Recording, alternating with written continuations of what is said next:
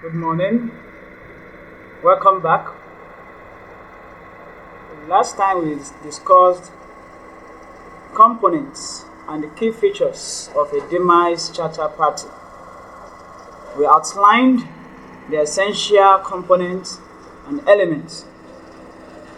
We started with the vessel handover, which delivers the possession of the vessel to the charterer in a manner similar to selling the vessel. And this becomes effective by the despondent owner for the charter duration. We shall continue from there. The second one here is the operational control. The operational control, unlike other types of charters, is a situation whereby the demised charter party has full access, responsibility, and control over the vessel. This is not limited to the crew on board, the navigation, maintenance, and overall management. The types of cargo, repairs where possible. The duration of charter. This clearly explains the period within which the terms of agreement and use of the vessel for the entire duration is considered. The charterer may decide to operate the vessel for an extended period, sometimes months or years. In line with the agreements between both parties, the charterer in this regard has full dominance or control for the entire period or duration. We also have the maintenance and repairs.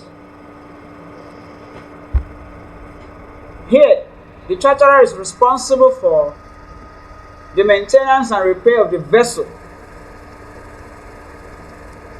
during this period, that is, the charter period. This includes routine maintenance, proper checks, repairs where necessary, in line with safety and regulatory requirements.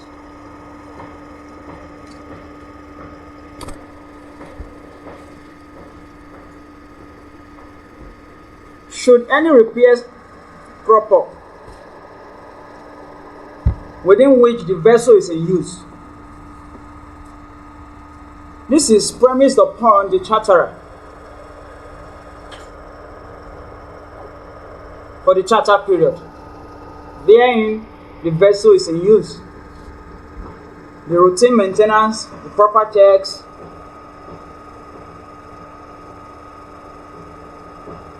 are being put to use or consideration. It went further to say that this is in line with the compliance and regulatory requirements by the Maritime Law or agency. The insurance is typically responsible for the type of coverage under this period. It is typically responsible for obtaining and maintaining insurance coverage, which may include hull insurance. We also have the protection and indemnity and other relevant types of coverage. We also have what is called the all-risk insurance policy.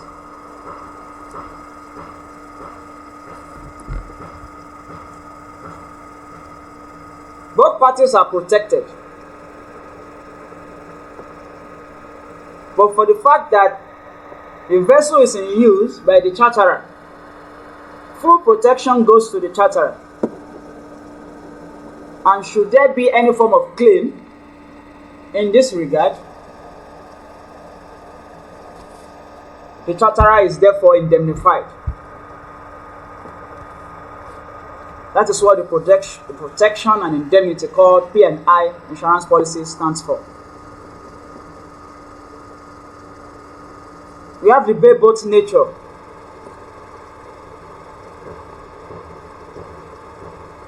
Here, the charter is often referred to as a bareboat because the ship owner provides the vessel without crew or provisions. The charterer must arrange for the crew the supplies and other operational necessities.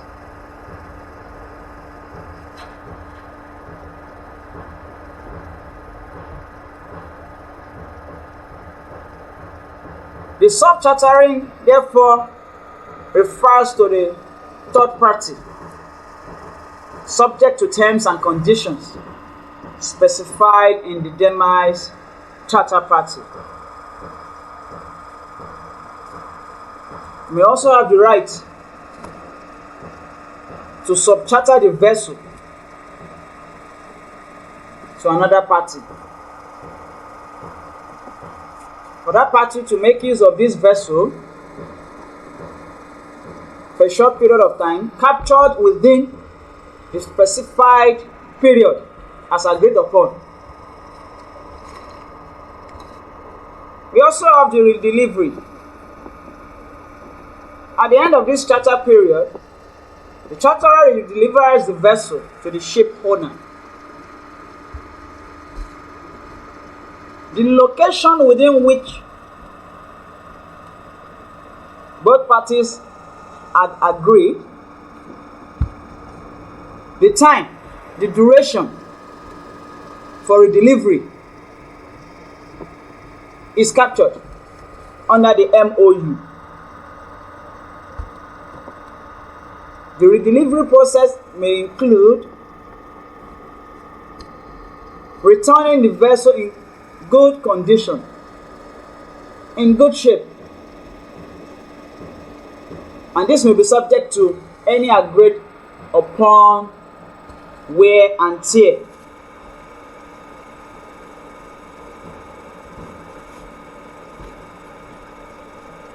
The purchase option describes the type of options for the charterer to purchase the exact vessel at the end of the charter period. The purchase price and terms are usually defined in the agreement. The context within which the purchase price and the terms by both the charterer and the ship owner are being specified under the purchase option.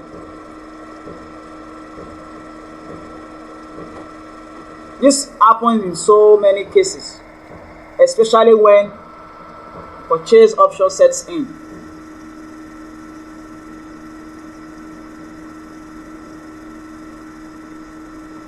This is done at the end of the charter period. That is, after which the charterer might have made use of the vessel within the stipulated time, he or she may decide to purchase the vessel as agreed upon by both parties. The default and termination typically outlines the conditions under which either party can declare a default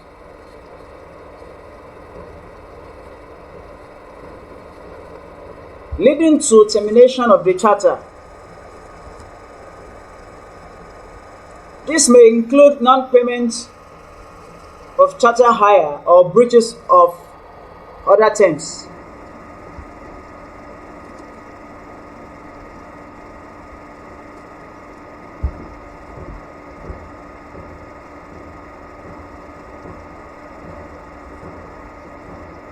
Whenever either party decides to terminate other than the conditions outlined or stipulated in the Memorandum of Understanding leading to termination of the charter, it is stated here that the ship owner would therefore reward the charterer for breach of terms. The charterer may be compensated.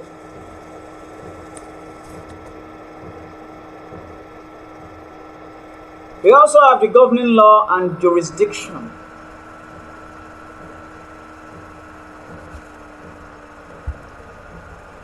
This specifies the governing law and jurisdiction for resolving any disputes that may arise under the demise charter party. There is a law that governs or that guides, that serves like a guidance for both parties or the practitioners under maritime law. This serves as a guide for legal practitioners and, of course, the maritime practitioners as well. Should there be any disputes or disagreements that may arise under the demise charter party, the governing law will then set in line with the legal framework.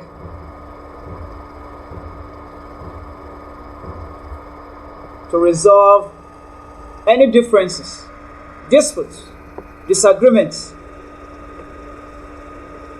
that may crop up. The demise charters are often used when a charterer needs a vessel for an extended period and is willing to take on the responsibilities associated with owning and operating the vessel. It also provides the charterer with a high degree of control and flexibility.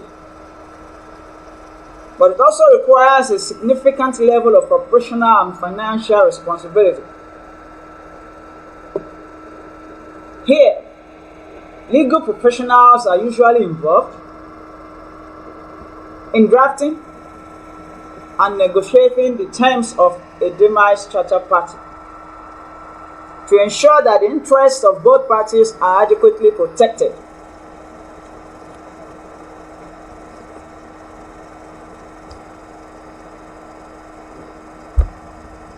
Now, the bill of lading. It's a legal document issued by a carrier or its agent to acknowledge the receipt of cargo for shipment. It serves multiple purposes, acting as a receipt for the goods on board. It also serves as evidence of the contract of carriage and a document of title. The bill of lading plays a crucial role in international trade and maritime transport, providing documentation and a chain of custody for goods as they move from the shipper to the consignee. And this brings us to what we call the elements. The elements and functions of bill of lading.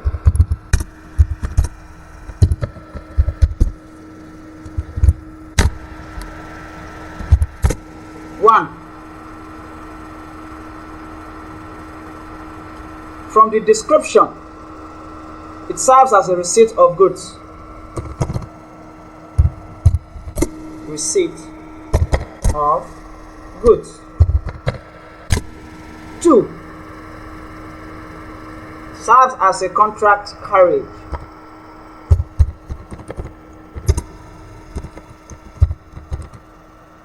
3, document of title.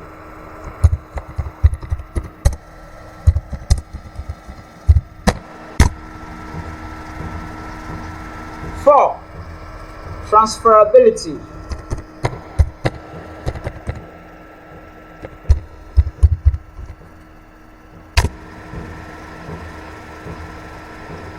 5, it plays a major role in cargo claim. Cargo claim and dispute resolution.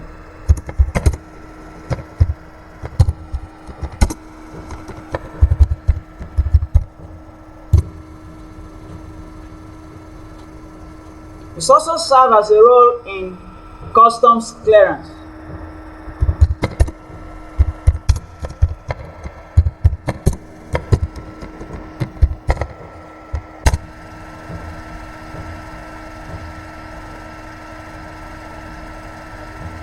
Another one is the contents of bill of lading.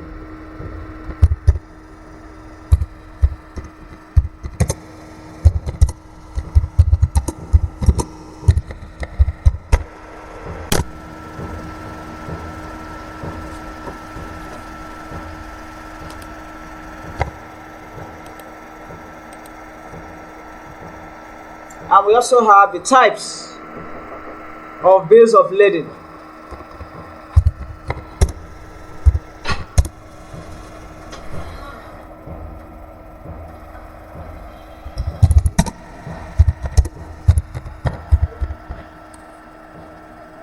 Now we shall take them one by one and explain. We have the receipt of goods, which serves as a receipt issued by the carrier, acknowledging that the specified goods have been received for shipment.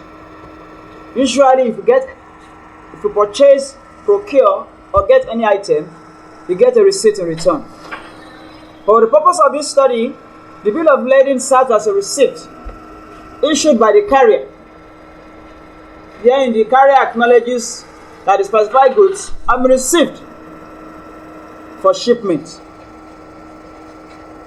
An acknowledgement copy will be signed in this regard. We also have the contract of carriage. It acts as evidence of the contract of carriage between the ship owner, as the consignor, and the carrier. The terms and conditions of the transportation agreement are typically outlined in the bill of lading.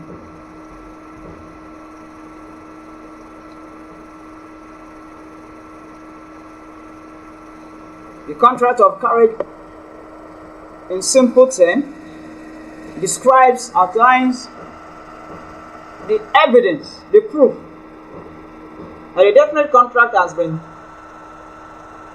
carried out by both the ship owner, also known as the consignor, and the carrier. Therein, the terms and conditions of the transportation agreement are typically spelled out outlined, documented, written down in the bill of lading. The third one here is the document of title. The document of title.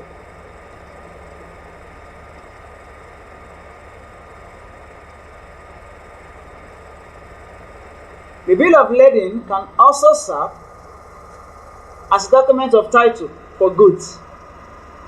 It is, of course, a negotiable instrument.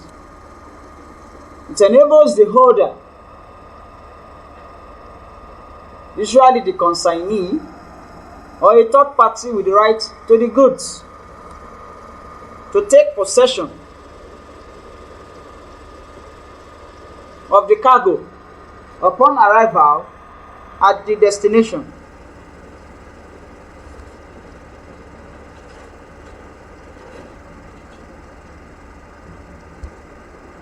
It's a negotiable instrument that serves as a document of title, usually the consignee or a third party with the right to the ownership of the goods. This gives him or her absolute possession, control of the cargo upon arrival at the destination. We have the transferability.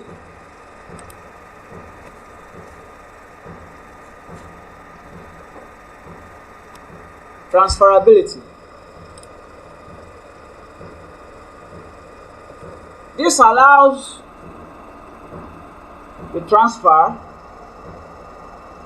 of goods from one party to another party through endorsement.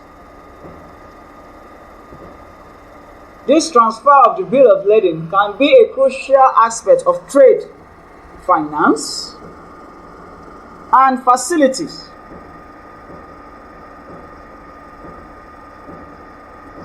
It aids the transfer of ownership of the goods either to the third party or to the assigned person to take possession.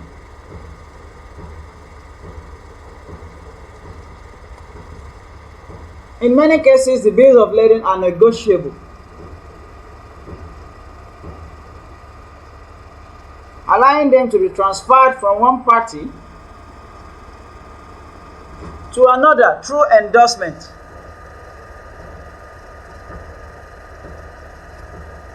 And it plays an important role, especially in the aspect of trade finance. And this facilitates the transfer of ownership of the goods.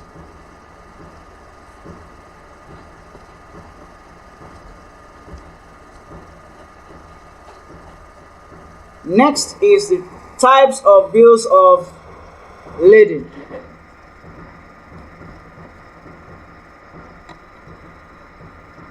There are different types of bills of lading to cater to various needs in international trade.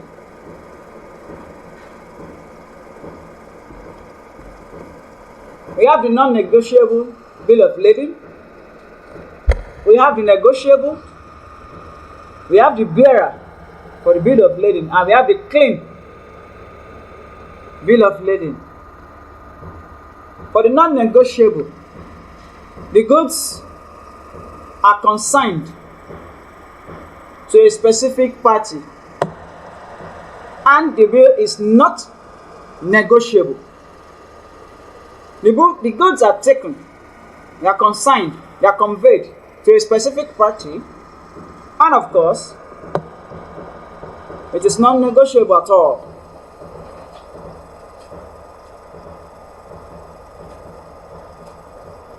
We have the negotiable bill of lading, such that the goods consigned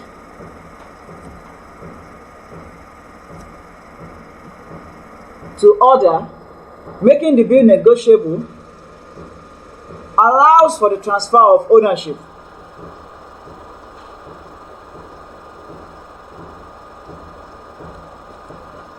We have the bearer bill of lading. This is similar to other bills, but possession rather than endorsement confers ownership to the person whose name is clearly specified on the title of the bill of lading.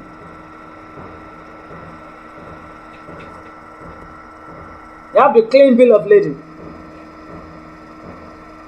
This is issued when the goods have been received in apparent good order and condition without any notations of damage or discrepancies. Simply put, it is a type of bill of lading that is issued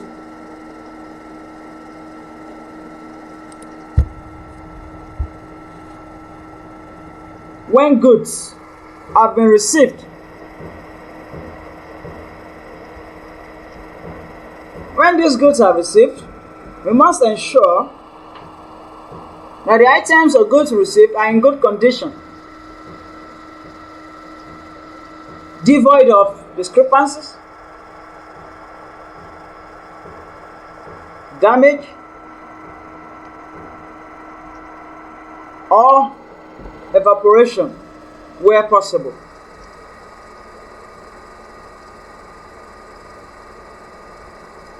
Leakages and or other notations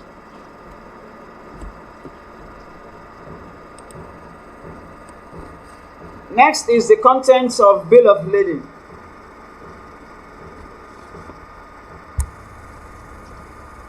As the name suggests, the bill of lading or this exact bill of lading typically includes details such as names and addresses of the shipper and the consignee, the description of the goods, the vessel and voyage details, the freight rate, and any special instructions or terms.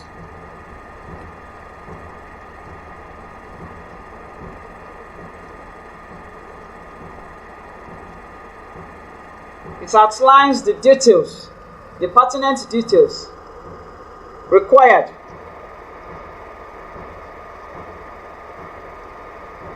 for voyage. This may include names and addresses of the shipper and consignee, the type of goods as the description of goods or cargo, the vessel and voyage details, the freight rate, the currency in use, and any special instructions or terms as may be stipulated.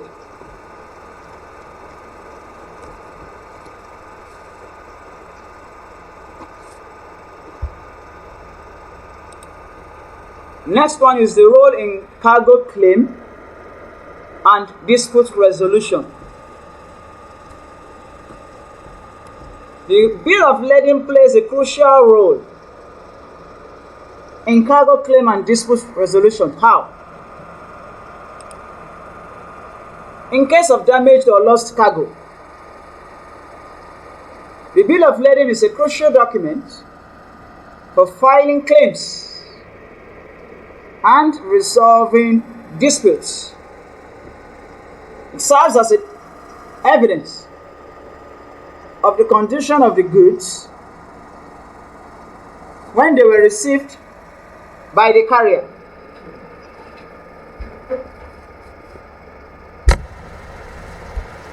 In the case of damaged or lost cargo, of course, insurance comes in under this. The bill of lading is a crucial document for filing claims in the event of lost or damaged goods. Also, it tends to resolve the disputes, disagreements, differences.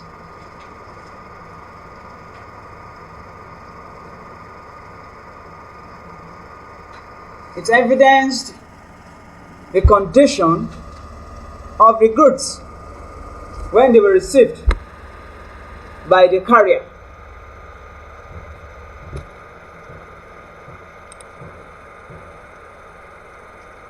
We also have the role in customs clearance.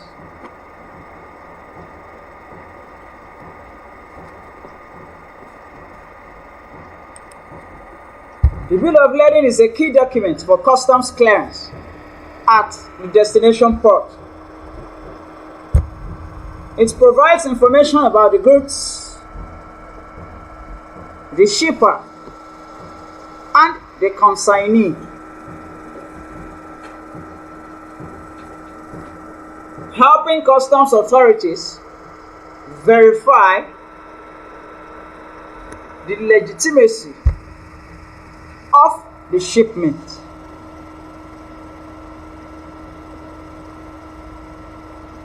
Once you have this document in place, called the bill of lading, it becomes easier for customs to clear one's goods.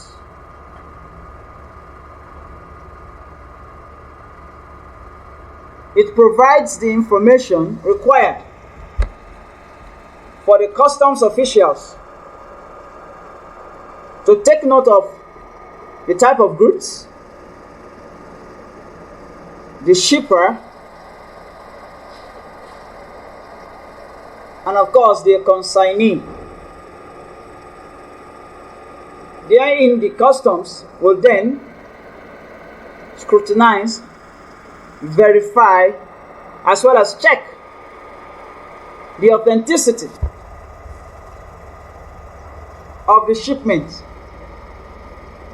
as may be stated in the bill of lading.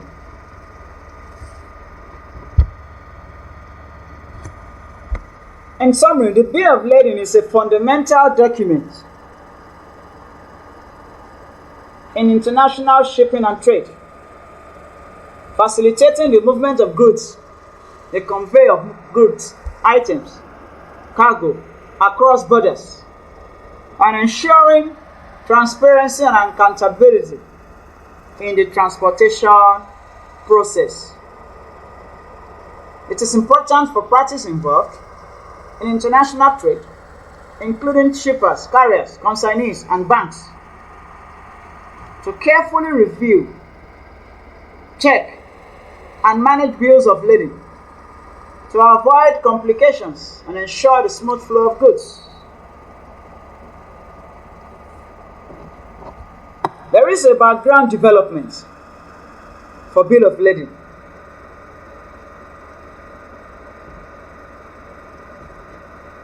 This is closely tied to the historical evolution of maritime trade and the need for a reliable system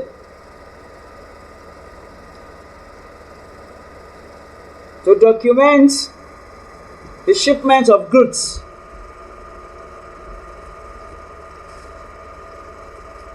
We shall talk about a brief overview of the background and development of the bill of lading.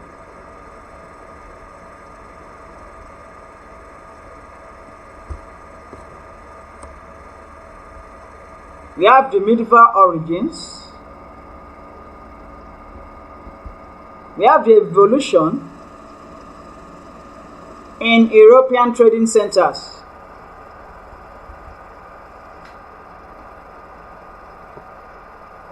Also, we have the emergence of formalized documentation.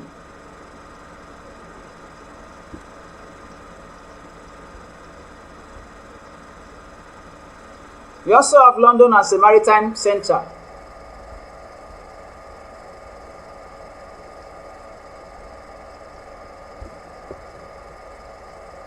We have the negotiability Transferability.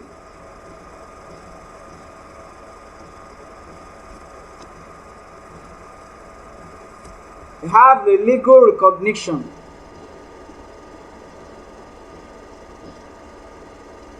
We have international standards.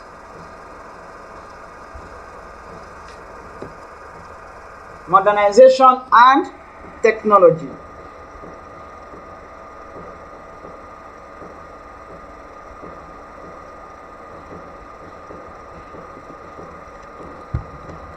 We shall begin with the medieval origins.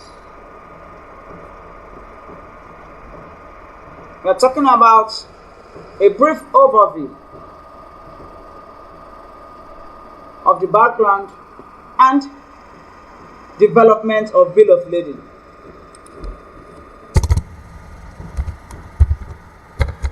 Brief overview of the background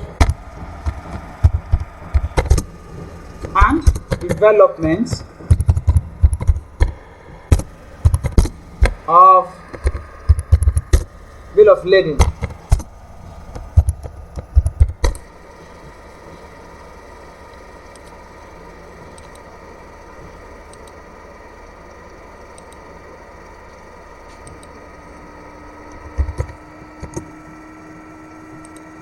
We shall capture this from the aspect of 1. The medieval origins.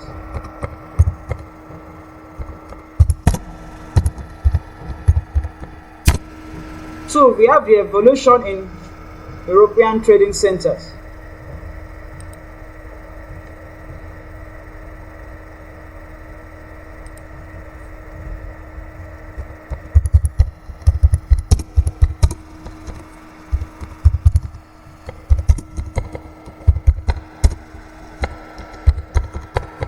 3. We have the emergence of formalized documentation. 4.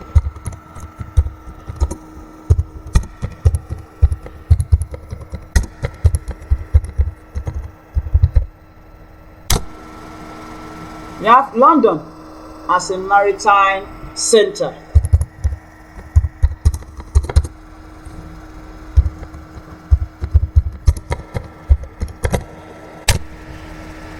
We have negotiability and transferability. 6.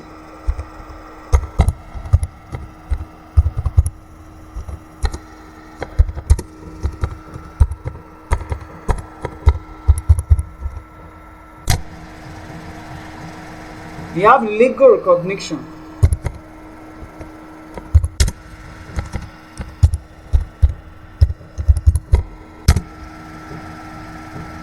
International standards is next. 8.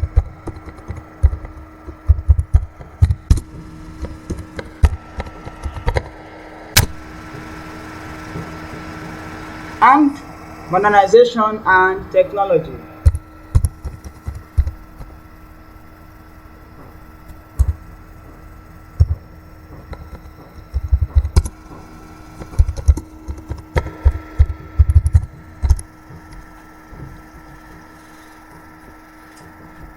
Shall talk about them one after the other. A brief overview of the background and development of the bill of lading, how it comes into existence.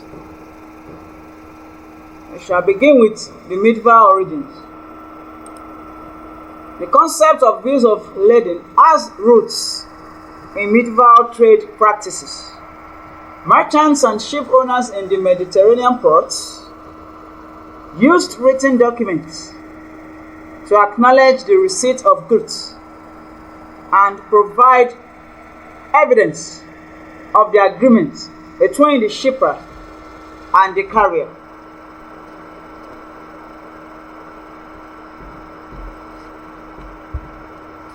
The evolution in European trading centers talks about the expansion in Europe during the medieval and early modern periods. Trading centers such as Genoa, Venice, and Amsterdam played a significant role. Here, merchants and ship owners in these cities developed more formalized documents to streamline trade transactions.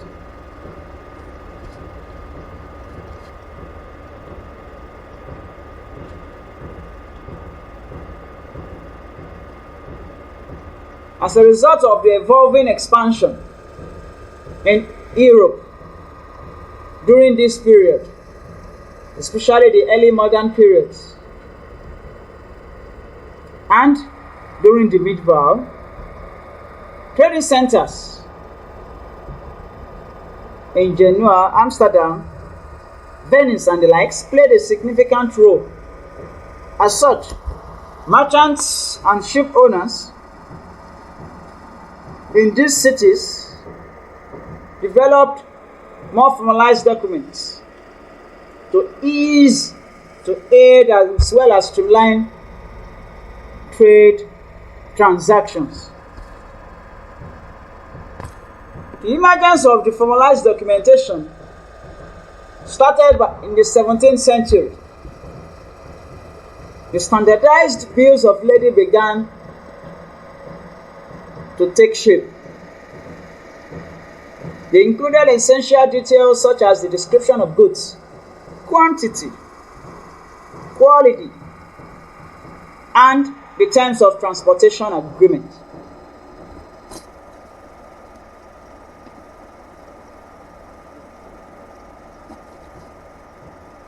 These documents were crucial for both ship owners and merchants,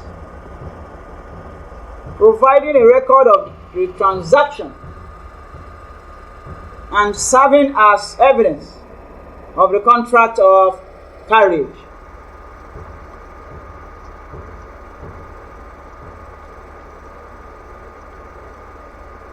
London, being a maritime center,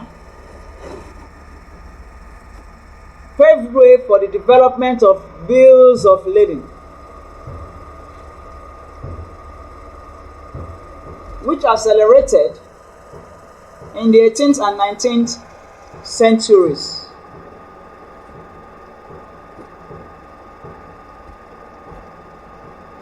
With London emerging as a major maritime and trading center in that period, the practices established in London became influential in shaping the structure and content of bills of lading.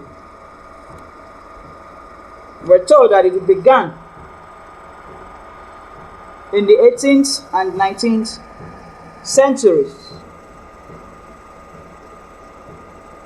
With London emerging, coming out as a major maritime and trading center,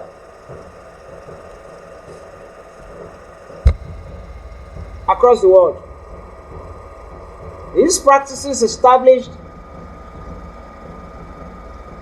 in London became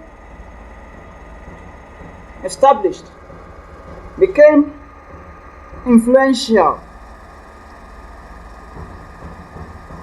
It established the structure as postulated by London in shaping the content, in shaping the structure, in shaping the utilization of the bills of lading.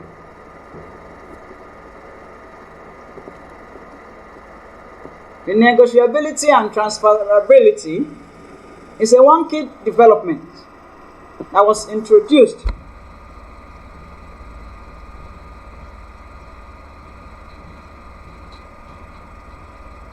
This allows the bills of lading to be transferred from one party to another. This feature facilitated trade finance, and the transfer of ownership of goods during transit. The orders of bills of lading in particular became crucial in international trade.